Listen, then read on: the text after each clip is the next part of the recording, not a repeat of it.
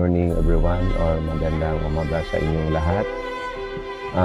Sa ngayon, ang isi-share ko sa inyo itong aking bugtai or kalyos. So, ang gawin ko nito is may part dito na para hindi masyadong mahalata na binunot ko lang ito sa mga paligid-ligiran. May parang tuod. I-try ko ika-carve ito. At saka may isa pa doon. So, puntahan ko yung nandun.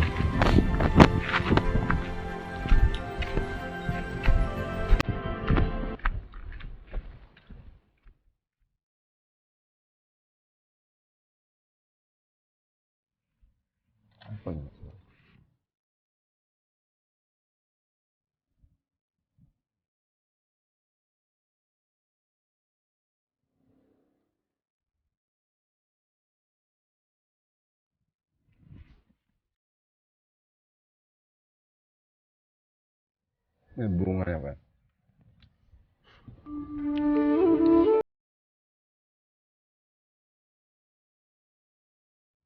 Yeah.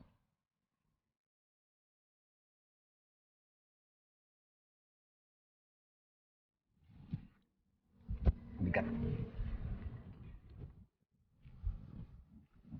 Bigat kayo.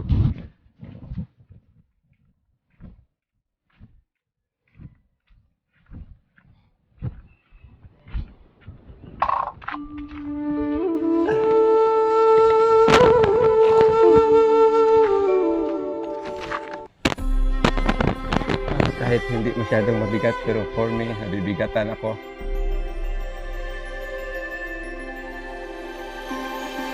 Ang gawin ko nito is tanggalin kong lahat yung mga dahon. Then, kung ano pa mga gawa nito.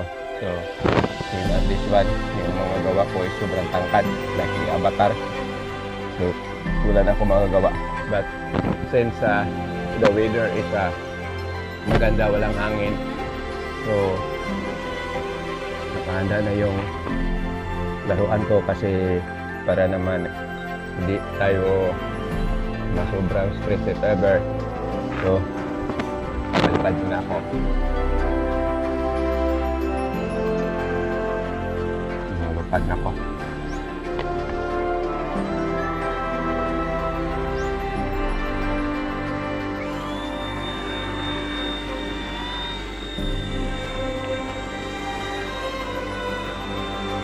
So, ito yung C186 ko na malikot.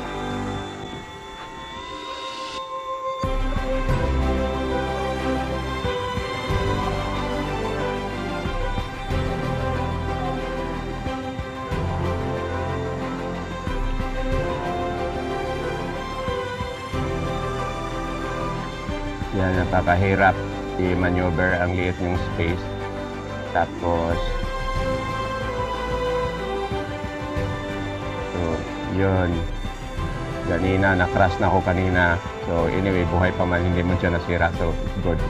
So yun, paikot-ikot sa iyan ang bonsai ko.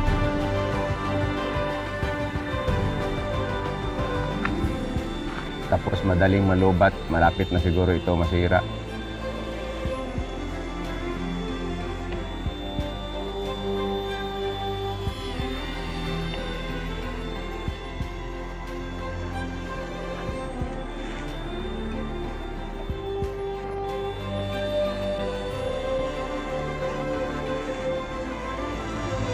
Iwasan ko yung wire.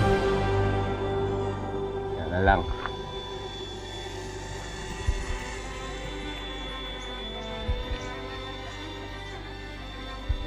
Yan, nakapasok mo siya sa area. Oops, huwag sana matama sa wire. Pasok muli.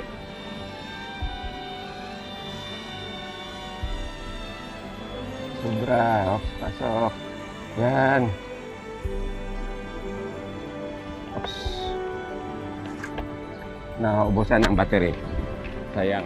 So, this is my lead. Tapos, ilagay ko na doon kasi mag-umpisa ako sa aking kalyos or bugtai.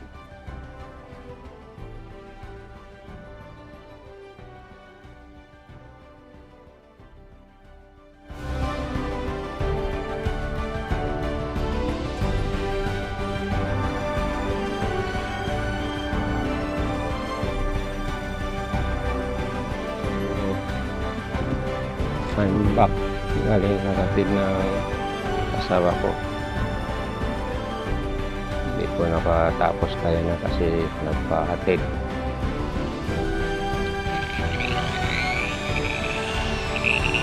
Nagpahatid.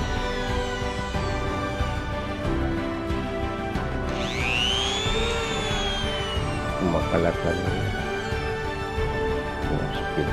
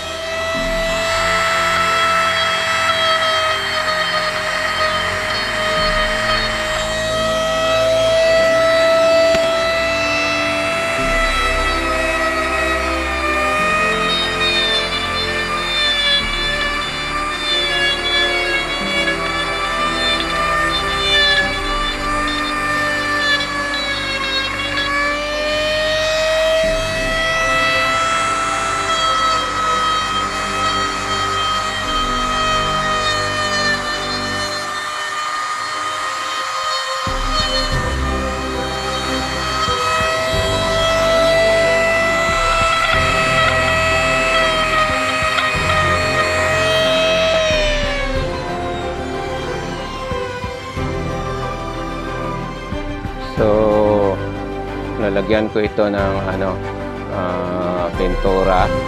Then, lalagyan ko ito ng Elmer's glue. So, hindi na siya masyadong malata na bago may dito, may putol.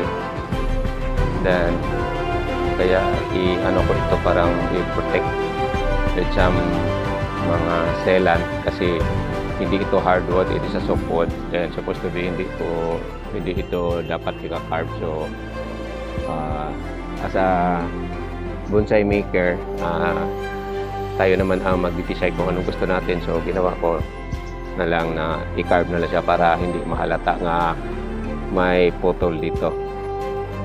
So, ayan na. So, nahirapan ako because of my blade. Hindi masyadong sharpen yung mga blade ko.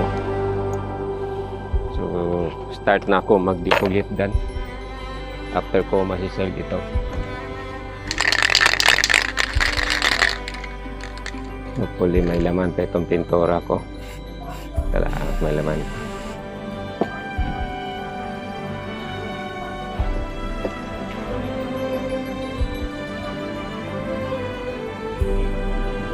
Pag ito itim,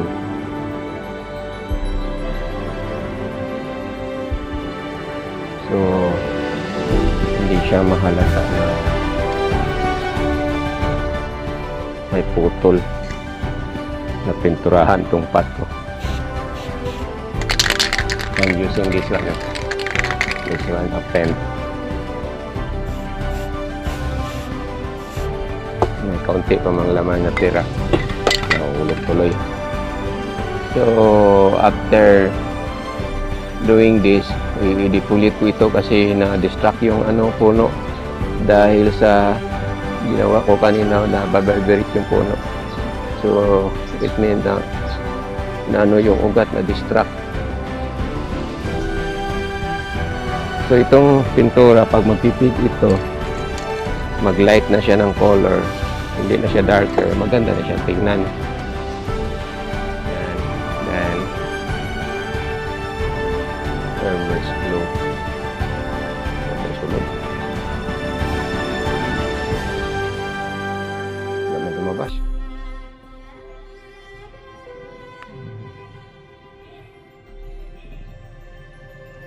Okay, ano na.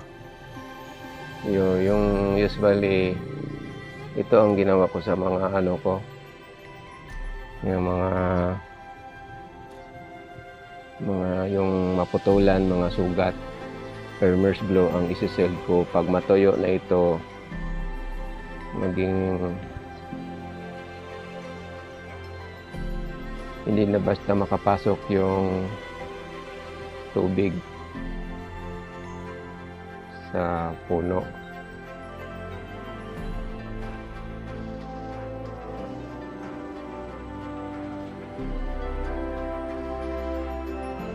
So, this is it na na-focus ko na, balik na ako paatras kasi mag-start na ako mag-defoliate. O ano yun, magtanggal na ako magtanggal ng dahon. Saka gunting. May mga sangang tumutubo wala sa lugar, tanggalin.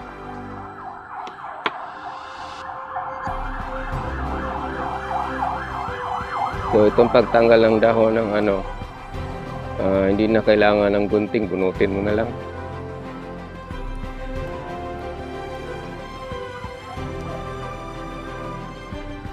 So itong ko is still I have an error, supposed to be para hindi ko masyadong hilain itong area. Sana from the start, kasi may sanga na dito na nakapundar kaya hindi ko na lang ginalaw. So normally from the start dito sana pinutol ko, or here dapat dito ang cut, kasi pag tubo sa mga sanga until there, so mag-spread na pag ganyan. So maganda tignan yung puno. So itong sa akin ang nangyari is it took like we term in our Bisaya is wangkig. Then na lang, inayaan ko na lang siyang ganito ang itsura. It's called na lang as avatar tree. Kasi wala na akong magagawa is if ever putulin ko ito, mag-start naman ako sa simula. So kailan kaya matapos? So at least nakaganda dito kasi itong kalyos or bugtae is madaling magliit yung dahon.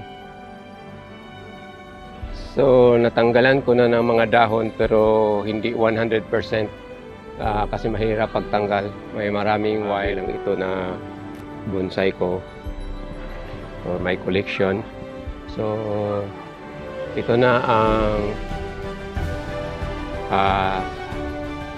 bugtae ko or kalyos na masishare ko sa inyo. Hopefully it look nice. Huwag ninyong gayahin yung ganito kahaba kasi hindi magandang tingnan. If ever magawa kayo ng ganito, lalo na ganitong kalaki na trunk, putulan nyo dito sa I think 1/2, mga around 6 inches. Then dyan na ibubush yung mga dahon. Ito just I share this one para makakuha kayo ng lesson na hindi magandang tingnan pag masobrang matangkad yung bonsai o bonsai materials ninyo. So ito lang ang masishare ko sa inyo. Maraming salamat sa panonood. God bless you all. Bye-bye.